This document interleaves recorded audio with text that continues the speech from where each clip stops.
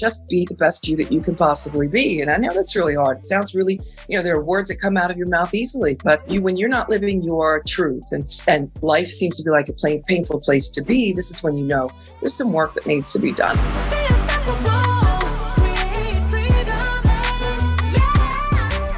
Hello, and welcome to another episode of the Unstoppable Woman podcast. I am super excited to bring to you today a really interesting guest for you. Her name is Clarissa Burt, and she's an award-winning media personality, producer, director, writer, author, public speaker, and, check it out, former supermodel and winner of Celebrity Survivor's show.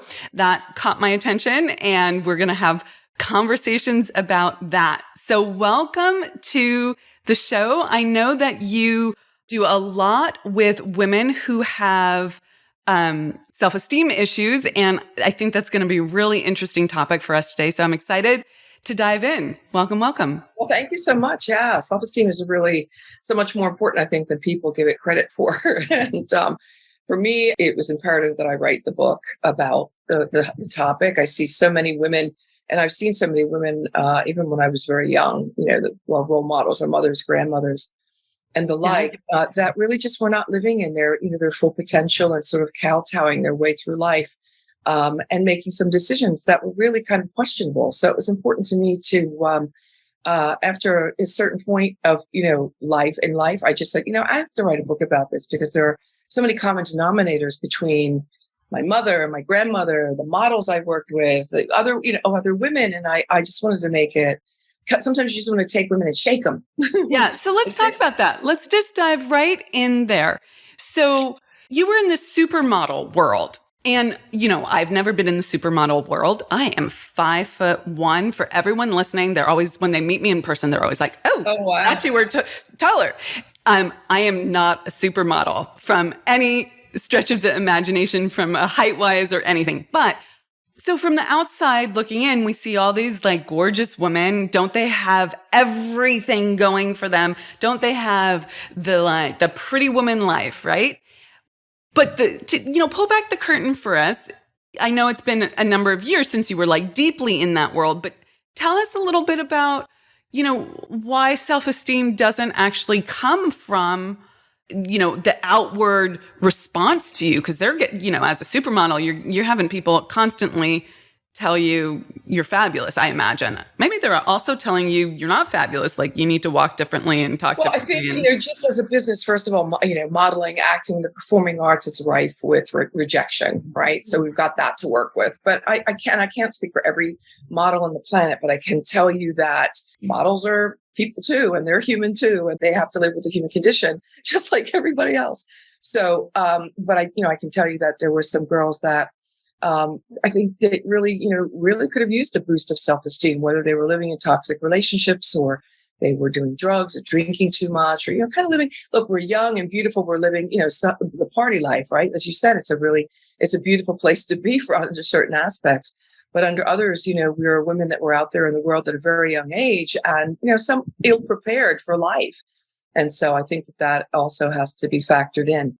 But self-esteem, no matter where, no matter who you are, no matter what you are. And the other thing is you never take a test, right? It's like not a self-esteem test. You get 100 on and all of a sudden you go, oh, I'm good for life. That's it. That's not the way it works. So in answer to the question, supermodels or models or anybody, even again, actors that go, through the same thing with the difficulties of, having a kind of, this really, this perception of having it all, when in effect, they might only have a little less than all.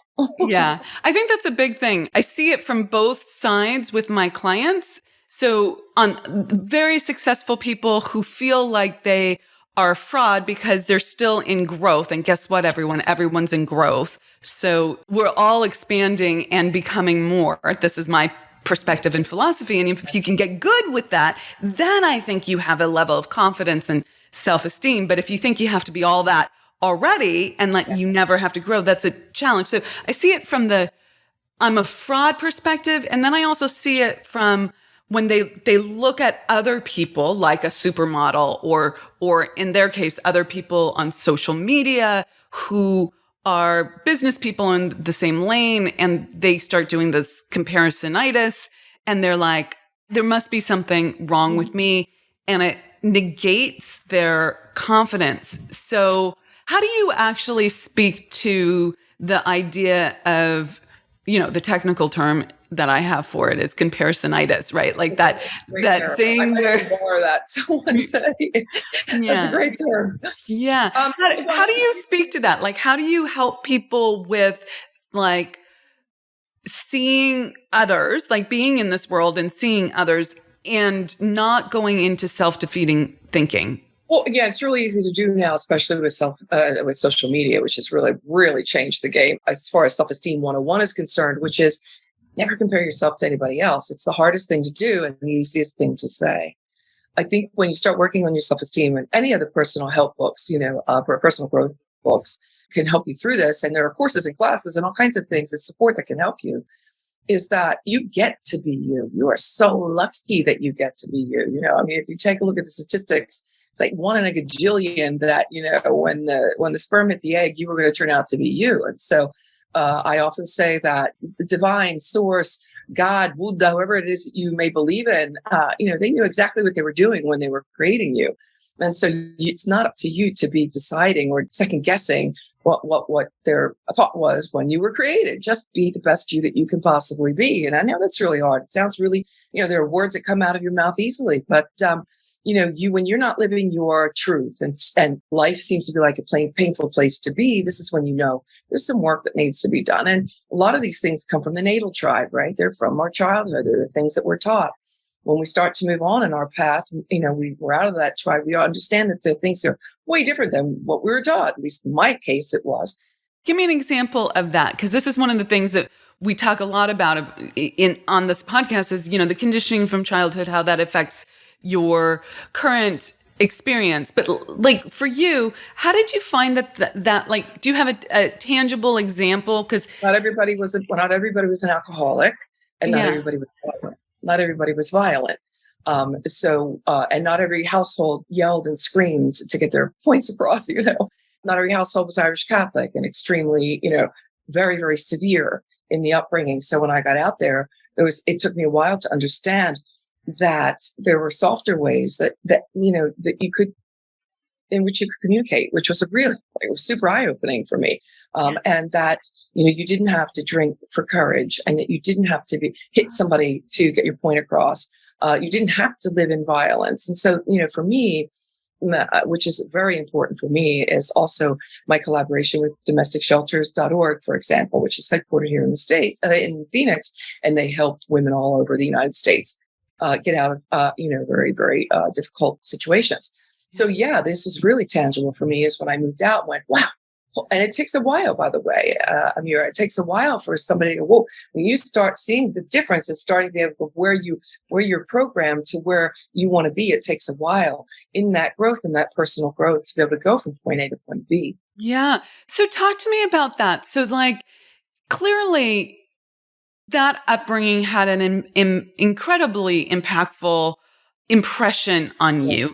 How did it help you? I know that's like a twist on things. How did it help you with, say, having the courage to go on Celebrity Survivor, or having the courage to be out there in front of the camera and putting yourself out there in the modeling world? Like, how did it help? How did it hurt? Give me both. Well, I think, first of all, I was a very outgoing child. I was already Mary Poppins in the kindergarten play, to give you an idea. So a microphone on the stage, I knew at an early age, was always going to be in my life in some way, shape, or form, because I was hooked from the first applause. I sang supercalifragilisticexpialidocious. I got a huge applause and I went, this is going to be my life. So with that having been said, the idea that it would help me, I think the idea there is I just didn't want to live that kind of life. I didn't want to live cloistered, imprisoned, oppressed. And the best way that you could possibly be the absolute opposite is to be on stage, right? Is to go get the applause. You won't get the applause at home. You might as well find them somewhere else. And, we're all looking for approval. I think that's also, that's human 101. We love approval, all of us. And so my earliest experience of that was the approval of applause. from complete strangers, but it was enough to, to get me through. It took me a while after being Mary Poppins in the kindergarten play. And I was in the bands and the choirs and the drill teams and all of that. My parents were never there. They never came to see me. So I was marching down Main Street on the 4th of July parade. My parents never showed up. So I learned at a very early age that, as much as I loved the attention, it was great. This is probably where I was going to be garnering attention. It wasn't going to be in the natal home. Back to what I said, what you learn there is what you take on the path forward. So take what serves you. They did what they could with the tools in the shed that they had at the time. They were children having children. My mother was 19, just into 19 when I was born. And they did what they could with the best tools they had. So, I think that was lesson 101, Amira, was, your parents are perfect and that they need to be forgiven and you need to thank them for what they were able to give you. Then you move on, you put on some big girl panties, you move on and you confront this thing called life. Yeah. Okay. A couple questions there. Were you able to recognize that at, I don't know when you left home, but 18, 19, 20, that age, and forgive them at that point? Or did you go through your life and then, yes. So it's looking back with hindsight. Yeah. I think that's an important piece because I think everyone has, even in the best family units, meaning the most functional versus dysfunctional, has trauma with a mini T, right? There are things that kids are just meaning making machines and they will make meaning out of all the experiences that they have. And sometimes they make meaning that they're wrong and someone else is right and all sorts of things. Right. And so I think even with the best, most functional childhood, you're still looking back and wondering, why am I reacting in this automatic pattern? And you do have to do some deep work on forgiveness and recognition. Yes. So let me then go back to something that you said that I think is really important.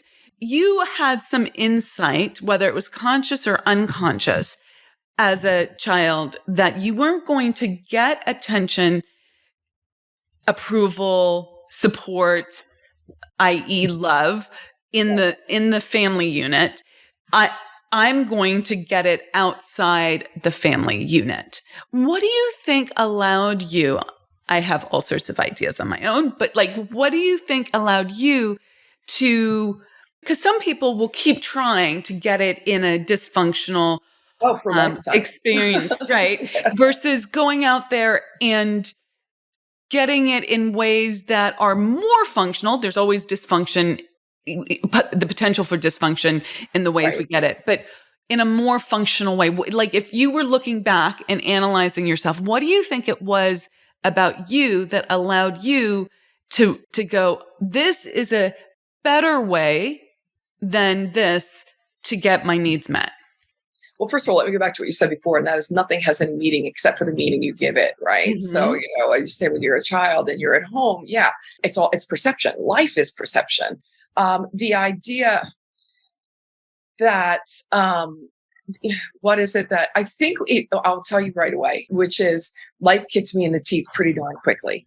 And that was through depression. There was a very big depression that came along when I was 25 that really set me back about 2 years. It was like, wow, okay, what is this? Was this when you were already doing supermodeling? I was just getting started. I was about 25 years old. And I knew that something wasn't right. And I didn't know how to handle this. And that's when I started to delve into, because back then, there were, Walden Books was still around. There were bookstores in every corner. I lived in New York City. I was in Europe. I was, there were books everywhere.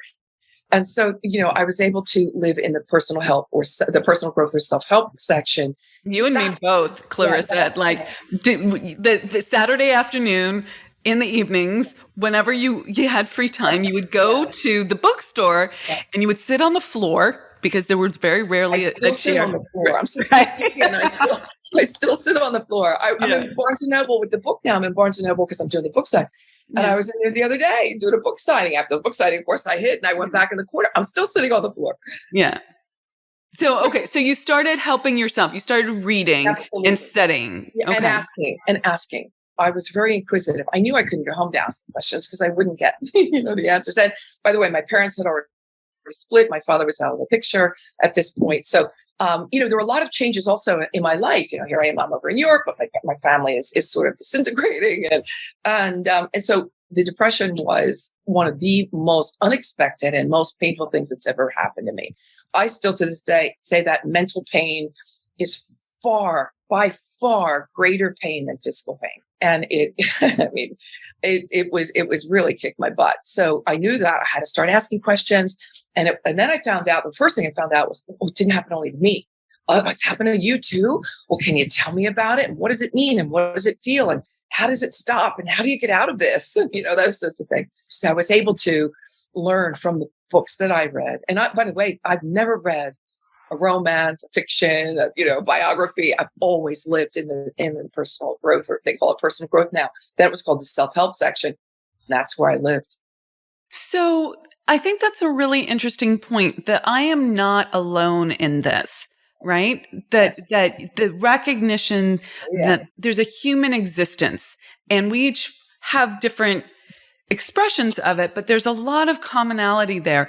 Is that part of what your driving force was in writing about the self-esteem conversation? Yes. First of all, it was the continuity, right, throughout my life of seeing and watching others, that I perceived as being spectacular human beings. And when I go back to, I wanted to shake them, was, wake up, you're so amazing. Why are you doing this to yourself? Or why are you living in that way? Oh, please don't live in fear, or please don't allow someone to treat you that way. And I don't know, it sounds a little controlling, I guess, and I don't mean for it to be. It really comes from a good place in my heart, but I just wanted to start telling people. And I really think, through my masterminds and the work that I do with women, I've always been a rah-rah, kind of a rah-rah sister for, come on, you really could do this. This is, please, and give them the tools that I have in the shed as I go along. So let's talk about some of those tools. Okay. So you've seen this commonality. You've done a lot of work on yourself. Yes. You've gone through some hard times. You recognizing that your past is affecting your present. You're researching, you're studying, you're realizing you're not alone. And then you start doing something different that gets you different results. Let's dig into that piece. Right. What are some of the things that you did? Give us one or two, three things that you did that really made an impact in terms of both shifting you out of the depression, but also like raising your self-esteem. Right. Well, first of all, I realized at a certain point that the toxic had to stop here. That I had to, again, it's really, when you start working on your self-esteem, you have to be really, really courageous, because this work is not always going to be easy. I call it a regime. My book, it's Self-Esteem Regime, a regime being an organized way of doing things. So I knew I really had to get my thoughts in the proper order. I had to know that I was going to be my number one rah-rah session, because I wasn't going to be getting it from somewhere else. And therein lies the mirror work, right? When you start talking to yourself and doing the work in the mirror, that can be, it looks weird and it feels weird and it sounds weird and it's kind of gnarly in the beginning. But when you go up to yourself in the mirror, you can say the things that you want to say to yourself, even if it's, I'm really sorry. I'm sorry I let you down. I'm sorry that I put you through that pain. I'm sorry I didn't see the red flags beforehand. I'm sorry. You start to be more sympathetic with yourself. I think that's where you start to go, wait a minute, I don't have to be superwoman all the time. I don't have to be perfect all the time. I have to, know that I'm an imperfect being. I'm going to continue to be one. Nobody's perfect. And so put that on the plate, check, got that off the list. I'm not imperfect. And that, we don't have to be on top of our game all the time. The second thing was again, it's kind of in the same keeping with, self-care, learning to take the time to stop when you're in overflow, that I personally don't handle stress very well. I can take a certain point and then it's like the wiring goes a little off and people go, whoa, where did that come from? And this is what I know I need to, because I'm a workhorse. I'm 24/7. I will go. I work weekends. They're on vacation. I don't know what that is. What's a vacation? What's time off? I don't know. So, and I like it that way. That's okay. But I also know that I have to be mindful and check in with myself and say, stop. Okay, stop. So is the stress response, do you find that that's like a trauma response when you go over your limit? Yeah, it could be a trauma response. I think it might be also the way I'm wired. But yeah, trauma responses definitely are something that I also had to take a look at. Yeah. And that was, if you push my button, if you anger me, if you make me feel, for example, if you make me feel obligated, right? That was the core. That was the bane of my existence, was obligation when I was in the natal house home. Everything was obligation. You had to, and had to be done at a certain time. So it was very regimented. That's how you felt trapped. Yeah, No absolutely. And freedom. I'll tell you something else. And I've been in, relationships over the years. I've loved desperately, but I've never been married. And I think that also is something that I not because I don't want to, and not because I wouldn't love to, but maybe it is because I'm creating those relationships that I know will go to a certain point and not beyond. I have to take a look at that as well. Right, because that would trap you. Oh, very interesting, Clarissa. So there's a couple of things there that I wanted to point out to my listeners. So I talk occasionally on the podcast about the forgiveness practice that I teach, but also for our clients, I teach them this particular aspect of a forgiveness practice. And there's many forgiveness practices out there. But what I saw in how you were describing the mirror practice that you just talk about, right. I just want to connect the dots for people. She's forgiving herself. And that's such a key aspect in the forgiveness practice that I teach, because oftentimes people teach you have to forgive someone else. But it's so critical to forgive yourself for your part in it, whether it's the ignorance of being in a situation or the staying or the beating yourself up about it for the last 20 years or whatever you've been engaged with negatively with that situation. You have to recognize that you are at cause and personal responsibility for that aspect of it, not for other people, but for that aspect of it. And when you're able to forgive yourself, that I personally think that's why we have such a hard time forgiving others, is that we can't forgive ourselves. Well, it's an act of self-love. Yeah, totally. So, loving yourself, I think we've always been taught to love everybody else and take care of everybody else, especially us women.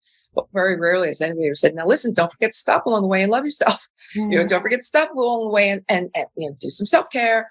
Don't forget to stop along the way and pat yourself on the back. And the other thing is support systems, right? Who is it that we are surrounding ourselves with that really do support those efforts, right? That really are also patting you on the back. The rest of my last chapter in the book is reciprocal.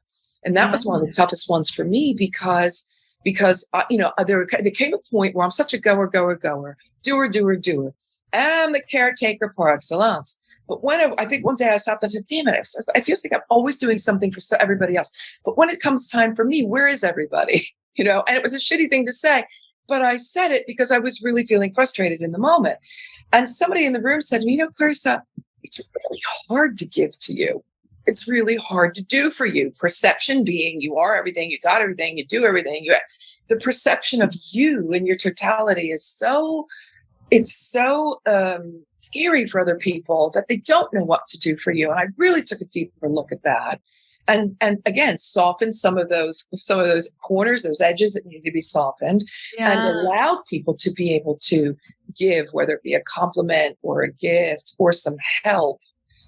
Be very, very mindful about you and how if you can lock in how others perceive you, and then work on the negative, the not so pleasant aspects, let's say. That's huge. It's a home run. Huge. Yeah. And what I think is so interesting is that the females tend to be conditioned to be givers.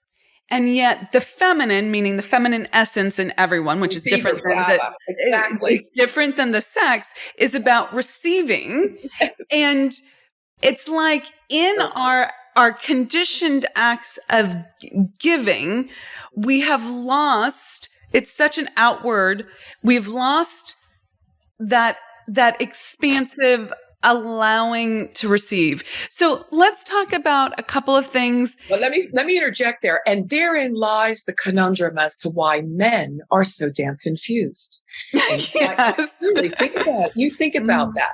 They went from their grandmothers that was one way to their mothers that was, a complete other way to the women that they're finding today. I'll throw myself in the mix, even though I'm older, but to women that they're finding today that are exactly what we just said. That don't know how, that are giving and supposed to be receiving and don't know how to as well. Men are having a hard time finding that, how to wedge themselves into that. I think not because we need to feel sorry for them, but we need to kind of help them a little bit, maybe more, hold their hand a tad every once in a while through things and just, be really snatched in your communication and not, default to anger every time they screw up. Guys are just as susceptible to low self-esteem and poor self-esteem as women are. Yeah, 100%. The thing that I teach is that we're always first cause. And so in order to be able to have what we want, we need to be what we want. So we need to be able to receive. Okay. And so as you started off the conversation with, several topic points earlier, you started looking at yourself and you had to not make yourself wrong, but look at what needed to shift in yourself in order to be able to be someone who has what she wants. So I do want to shift to the idea of applying this in business because much of our community are high-performing entrepreneurial women. They are professionals like attorneys, real estate agents, chiropractors, business leaders, coaches, all of that. And they might not be the elbows out version that you were talking about when you were self-describing. And some of them might relate to that. But in any case, they are high-performing women. And I think it's important to speak to how do you stay in your high-performing business place and be able to receive. And what does self-image have to do with that? Can you connect those dots there? I think that if you remember to be as empathetic as you could possibly be in reminding yourself that everyone in that room, no matter how successful, has an inner child. Dealing with everybody's inner child. I don't care where you are. I don't care how high on the ladder you are. I don't care how successful you are. Your inner child and their inner child are meeting at that boardroom table. Do you walk into the room, the proverbial boardroom or a networking place or like even a party or a gathering and look around the room and just see everyone's inner child versus seeing their outer? It's funny you should say that because I do. Because look, for a really long time, for me, the easiest thing to do. And when we go back to, screaming success, as I know that's what you're talking about and your clients are, It's really easy for us to bulldoze. In many personality cases, especially A-types, much like myself, it's really easy to bulldoze and make it all about you all the time. And when you can flip a little bit, flip that the narrative. And what's the objective? The objective is to come together in a common place and in the center, hopefully. So, the idea that you're now your child and their child, because children always get along. You throw them in the room, they'll get along. They might fight over a toy every once in a while. But truthfully, they don't see color. They don't see race. They don't see religion. They're just loving beings. I freaking love that, Clarissa, that concept. Like children always get along. And if you can see the child in the other person, I freaking love that. That's awesome. What about social media? You talk in your book about how social media has an impact on self-esteem. And I get that. People are often like comparing, flipped out. Like I post something, no one says anything. I'm going to stop. Why should I do this? And, quite frankly, when it's crickets, the noise in your head can go a little bit cray-cray. At the worst, at the best, it's like, maybe I needed to say something different or do something different there. At the worst, it's like, this is not working. I'm going to throw the towel and all of that. So like, how do you work with social media? What's your perspective on that? Again, I'm not going to try to sound redundant, but you're working with somebody's inner child when, it's I want what she has, right? First of all, a lot of social media is perception. So I can rent the Lamborghini and the big villa for the day, take pictures all I want. And this has been done. We know this to be true. It's not in every case, but for the guy who really does own the Lamborghini, or the gal that really does own that big villa, in the south of France, or whatever you want to call it, damn, I'm so happy for her. I want to live in happy self-esteem. Self-esteem means that I am so confident with myself and my path and my truth and where I'm going next and how I'm going to slay, that I don't have to worry about anybody else. I truly, because only there's that reciprocity thought again. That's a thought process that I am happy and grateful for who I am and where I am. I'm working my way forward to wherever I want to be. So happy that someone got there before me to potentially show me the way, or someone that could mentor me, or someone that I could garner from or learn from, whatever that is. I mean, if people weren't successful and you couldn't look up to them, then, what the heck, then we're out here all floundering and flapping around. Yeah. So what I'm really hearing there is gratitude and appreciation is the tool that flips it from this isn't working. I'm not good enough to this is freaking fantastic. Do this too. And this sounds kind of, sounds very simplistic, but that saying about walk a mile in their shoes. You don't know what people are going through. You don't know what they've been through. You don't know what they had to do to get that. You don't know, you don't ever know someone's background. And I think that as I was doing my work and as I was, sort of bringing it into a level where I was getting along, really trying to get along with everybody as much as possible, is that you have to want to be a better person tomorrow than you are today. And that's what I strive to be, a better person tomorrow than I am today. Yeah. I like to live what I call high. And I know, I want to live high. And that is with honesty. I mean, radical honesty. I want to be as honest with you as I am with myself.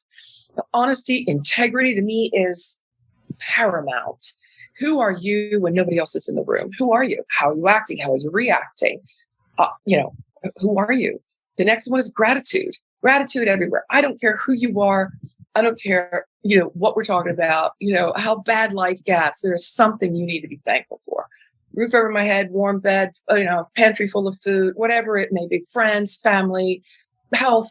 There's something we always have to be grateful for. And the last H is honor. So honor is something that when people say, Clarissa, you're such a woman of honor. I was on Survivor. We were talking about me being on Survivor really quickly. I was on Survivor. We're not supposed to eat. And I lost a lot of weight, and that was great. Besides that, we're not supposed to eat. Well, there were a couple of chickadees that were on the island with me that were much younger and so pretty and, flouncing around in their teeny bikinis. And it was great. Look, it was great. I used to be there. It was fun. So an exercise you're supposed to do one day, and they take us up in a helicopter. But before we do that, these girls had talked the helicopter guy into going into the little kiosk there and getting some snacks. So he goes and he buys, the food, and he brings it back out. And I'm watching this all go on. They're in back of me in the helicopter, and I'm in the front. So they're coming in. Here he comes with his bag and whatever. Oh, thank you. And they grab the bag and they start eating, and they passed, some of this stuff to me. And I looked back and I said, no, thanks. No, thank you. Well, first of all, I was completely, detached. Now I'm emarginated from the two of them. Mm-hmm. Now that put me in a different place because now they're afraid that I may say something, which I never would. And I knew in that moment that I was living by the rules of the game, that I wasn't trying to play the system in any way, shape, or form. And I know I'm not a goody two shoes, but I really felt proud of myself in that moment. When you can feel proud about the choices that you're making because it was the right thing to do. And Clarissa, you won. Yeah. Well, so I just want to point that out to people. Okay. Because oftentimes, let me connect the dots here for it's not always the easier choice. It's not, but here's the thing, Clarissa, here's the thing. Oftentimes women will have the thought, in order to make money in my business, I have to be unethical. They've been brought up with the concept that rich people are unethical, that to make money, you have to wheel and deal and do non-honorable things. And so my point in saying this is not that this was a business per se, but I mean, Celebrity Survivor is a business, not your unique business, but is a business. You won that with ethics. And I think it's an important point. Okay. So before I ask my last few questions, where can people find you and where can they get your book? Well, I'm on every social except Snapchat as Clarissa Burt, so that's pretty easy. The book is in Barnes and Noble, on the Barnes and Noble website, and certainly on the Amazon website. And it's also Kindle, so digital, and it's also Audible, so you can listen to it. Great. Thank you. Okay. So speaking of self-esteem, what do you love most about yourself? Oh, that I'm in constant growth period, a moment. I constantly, as I said, I want to be better tomorrow than I am today. And how can I do that? It's tough. It's not always easy. I mean, life is life. You know, the ebb and flow of life is something we're all dealing with on a daily basis. These are very trying times. So these are the times I think when people really need to be delving more into personal growth books, into self-help, into courses and classes, finding the support system, nurturing your support system, because, you know, you're going to feel a little cuckoo sometimes. You need someone you're going to be able to rant with, you know, off board with. Who are you talking to? You know, what are you listening to? Is another way, you know, I'm almost cloistered at this point, whereas I live in a very, you know, I've got the chill music on all day long. I've got essential oils that are diffusing in the air. I've got a couple of batches of soap that I stopped to make over the weekend because I just had to detach and get myself back into craft mode. And I have much more I can be doing, believe me. But I needed to be in the kitchen, getting my hands dirty. That's your zen, huh? Yeah, absolutely. That's absolutely. great. Yeah. I love it. I love it. So what makes you an unstoppable woman?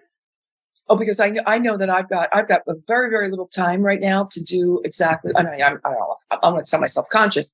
Maybe I only have another 30, 40 years. Let's give it the best case scenario. But that's not a lot of time. That's really a flash in the pan to be able to do what it is I want to do and see what I want to see. And that is every woman and child in this universe lives as an esteemed being. And I'm very passionate about the position and condition of women. I'm working on the Women's Global event right now, bringing in women from countries all over the world so that we can talk about just that. This is not about being a feminist. This is not about what our Supreme Court has just decided. This is global in its aspect. And the four pillars of self-esteem being look good, feel good, be good, and greater good. How can we also be helping women in even some of the most, what we would consider the smallest and most insignificant ways? How is that can we connect to one another and really be of service and support? Service, is kind of a word that people don't like to use anymore.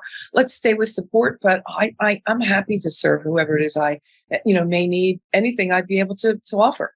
So you are an unstoppable woman because you have urgency to achieve your big goals. Is that what I'm hearing? Absolutely. Of service. Yeah. I love it. I love it. Well, thank you so much, Clarissa. It's been an honor and a joy to have you on the podcast. Thank you for sharing a little bit about your story and your progress and the things that you have done to build your own self-esteem and your passion for self-esteem and for women everywhere. So thank you so much. Thank you so much. Really appreciate your time. You're welcome.